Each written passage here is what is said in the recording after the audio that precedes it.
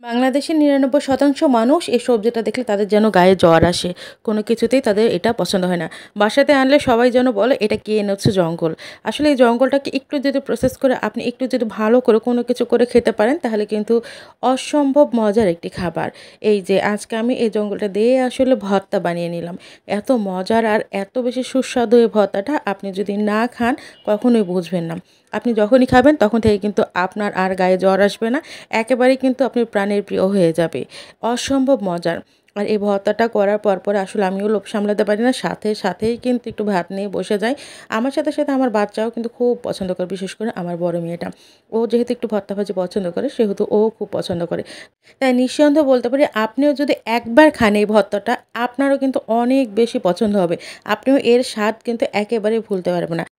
আর কখনোই আপনাকে কিন্তু মনে হবে না এটা একেবারে হাবিজাবি বা জঙ্গল। আজকে ভর্তাটা হচ্ছে কাঁকরোল ভর্তা। এই যে সেই বস্তু, এইটা আনলে আমার মনে হয় যে সবার মাথা গরম হয়ে যায় বাসাতে। কেন এনেছো এটা? এটা কি করে খাবো? একেবারে ভালো লাগে না। সচরাচর আমরা দেখি যে এটা সবসময় ভাজি করে খাই। কিন্তু এটার যে ভর্তা এত বেশি মজাদার হবে, আপনি না খেলে কিন্তু কখনোই বুঝবেন না। আসুন আজকে আমি দেখিয়ে দিচ্ছি। তো আমি কাঁকরোল ২ টা নিয়েছি এখানে। খুব ভালো মতো কিন্তু পানি দিয়ে পরিষ্কার করে ধুয়ে নিয়েছি বেশ কয়েকবার। তারপরে কিন্তু আমি আর ধুইনি। তো এরকম গোল চাকা করে কেটে নিচ্ছি। তবে একেবারে পাতলাও না, একেবারে মোটাও না, এমনভাবে আপনাকে কাটতে হবে। তো ২ টাই কিন্তু আমি কেটে নিচ্ছি এখানে। আর এই যে এইখানে আমি নিয়েছি ২ টা চিংড়ি মাছ, খুব বেশি দরকার নাই। কাঁচা রসুন এখানে নিয়েছি, কাঁচা পেঁয়াজ, কাঁচা মরিচ আর ২ টা শুকনা মরিচ নিয়েছি। হ্যাঁ, আরও ২ টা উপাদান কিন্তু এখানে বাকি আছে। সেগুলো কিন্তু ভর্তা করতে মাঝখানে দিব। আপনারা ভিডিওটা পুরোটা দেখতে থাকেন। আর আজকের ভর্তাটা আমি করেছিলাম পুরোপুরি কিন্তু সরিষার তেলে। তাই তো চুলাতে একটা ফ্রাই প্যান দিয়ে প্রথমেই কিন্তু ৩ টা শুকনা মরিচ আমি ভেজে নিচ্ছি। আপনাদের যাদের ভর্তাতে ঝাল বেশি খাওয়ার ইচ্ছা হয় বা বেশি খেতে পারেন, তারা এখানে কিন্তু আরও বেশি বাড়ায় নেবেন। মরিচগুলো মচমচে করে ভাজা হলেই কিন্তু আমি এখানে উঠিয়ে নিয়েছি।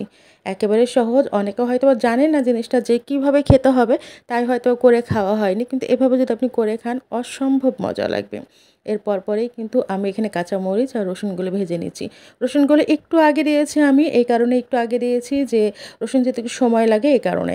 আর মরিচটা একটু পরে দিয়েছি। আর সবশেষে এই যে পেঁয়াজ একটা ছিল এখানে মোটা করে কেটে নিয়েছিলাম, সেটাও কিন্তু আমি এইখানে ভেজে নিচ্ছি। একেবারেই কিন্তু এটা ডিপ ব্রাউন করবেন না, হালকা একটু বাদামি হলে তখনই কিন্তু উঠায় নেবেন। এরপরে ওই যে মাত্র ২ টা রেখেছিলাম চিংড়ি মাছ, হ্যাঁ মাত্র ২ টা চিংড়ি মাছ দিলে হবে। আমার চিংড়ি মাছের সাইজ যেহেতু একটু বড়, এর জন্য কিন্তু আমি মাত্র ২ টা দিয়েছিলাম। আপনারা যদি ইচ্ছা করেন যে আরও বেশি দেবো, আরও বেশি মজা হবে, সেক্ষেত্রে আরও বেশি দিতে পারেন। পরে কাঁকরোলগুলো দিয়ে দিয়েছিলাম আর স্বাদ মতো কিন্তু লবণ দিয়ে দিয়েছিলাম। একটু নেড়েচেড়ে, আর ওই যে ভিডিওর প্রথমে বলেছিলাম যে আরও ২ টা উপাদান বাকি আছে। ২ টা উপাদান হচ্ছে এইখানে গোটা জিরা আর কালো জিরা, এগুলো হচ্ছে 1/2 চা চামচ করে দিবেন। আর পরবর্তীতে আমার কাছে মনে হলো তেল একটু কম হয়ে গেছে, তাই তেলটা দিয়ে আমি আবারও কিন্তু নেড়েচেড়ে ভাজতে আছি। এভাবে ভাজতে দেখবেন একটা সময় কিন্তু আপনার কাঁকরোলগুলো একেবারে সিদ্ধ হয়ে গেছে। ঢাকার কোনো প্রয়োজন নেই। তারপর এই তো চলে আসলাম আমি শিলপাটায়। তবে যারা আপনারা শিলপাটা বাটতে পছন্দ করেন না বা কষ্ট হয়, তারা কিন্তু সবকিছু একেবারে ব্লেন্ডারে দিয়ে একটু হালকা পজ দিয়ে আপনি কিন্তু করলে পরে বেশি সময় লাগবে না, ১ মিনিটের ভিতরে হয়ে যাবে। কেননা কাঁকরোল যেহেতু অনেক সফট এখানে, আর আমার কাঁকরোলগুলো বেশ ভালো ছিল, একেবারে কচি ছিল। তো আমি সবকিছু কিন্তু এখন একসাথে এখানে বেটে নিচ্ছি। অনেক সহজ একটা রেসিপি, অনেক মজাদার। যাদের একেবারে পছন্দ ছিল না, তারা কিন্তু এই আইটেমটা করে খেতে পারেন। ইনশাআল্লাহ আপনাদের অনেক বেশি ভালো লাগবে। অবশ্যই আমাকে মনে রাখবেন। আমি বরাবরই বলি যে শিলপাটায় আসলে ভর্তা বাটার স্বাদ বেশি হয়, তবে ব্লেন্ডারে যে খারাপ হয় সেটাও কিন্তু মোটেও না। সবশেষে চিংড়ি মাছগুলো একরকম করে বেটে খুব ভালো মতো, এই যে এখন পেঁয়াজ যেগুলো ছিল, পেঁয়াজগুলো কিন্তু আমি একটু আধা ভাঙ্গা করে বেটেছি। খুব বেশি এখানে বাটবো না, যেন একটু আস্তে থাকে, দাঁতের তলায় যেন পড়ে।